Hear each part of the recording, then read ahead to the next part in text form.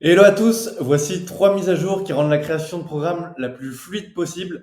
Tous les types d'exercices rendent la plateforme la plus coaching friendly. AMRAP, ForTime, EMOM, Tabata, Superset, on peut changer de schéma de répétition d'une série à l'autre.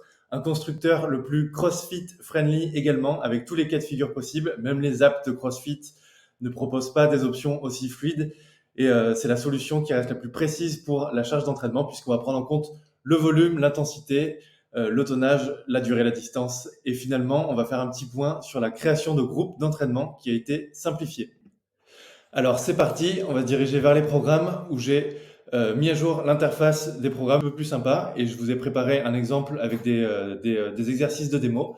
Donc c'est parti pour les supersets. Donc là, la première mise à jour qui a été faite, c'est évidemment un superset. On peut faire des séries qui sont par exemple 3 séries de 5 squats plus 3 box jump.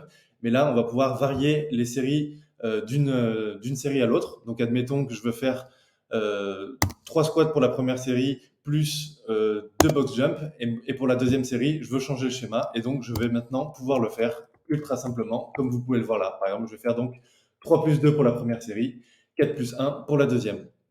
Ensuite, petit tour sur les complexes, où l'idée était de pouvoir avoir donc la même chose sur un complexe. On peut faire 3 séries, par exemple, de 1 snatch pull plus 2 snatch.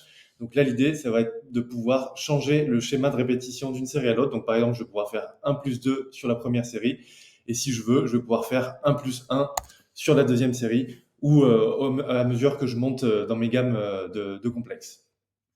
Ensuite, les four time. Donc là, le four time également, on pouvait faire 3 séries de mon complexe finalement. Et là, l'idée, ça a été d'intégrer potentiellement des schémas de répétition variés. Donc là, vous voyez par exemple que je vais pouvoir faire un premier tour à 21 reps pour chaque exercice, ensuite un tour à 15 reps pour chaque exercice, puis un autre à 9 reps pour chaque exercice. Donc vous avez bien compris le classique 21, 15, 9 ou tout autre schéma que vous souhaitez réaliser. Et finalement, la mise à jour des Tabata, où pareil, on va pouvoir choisir les exercices qu'on veut et mettre le temps d'effort, le temps de récupération, le nombre de séries, et puis ajouter une série comme on veut, si on veut modifier les temps d'effort et de récupération d'une série à l'autre. Voilà pour cette mise à jour. N'hésitez pas à réagir en commentaire pour me dire ce que vous en pensez.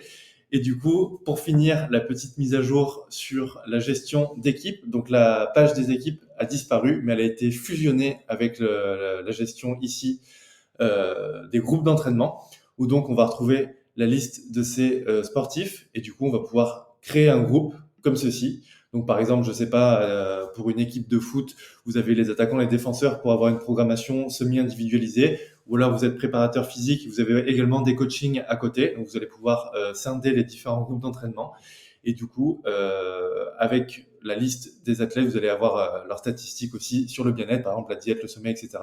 Et avec les 3 petits points ici, vous allez pouvoir enlever un athlète, en ajouter un ici simplement, et puis changer les groupes d'un athlète à l'autre. Donc par exemple, moi j'ai des exemples de groupes ici, The Perf Team ou Test Group, et du coup vous allez pouvoir les filtrer ensuite avec les différentes vues ici.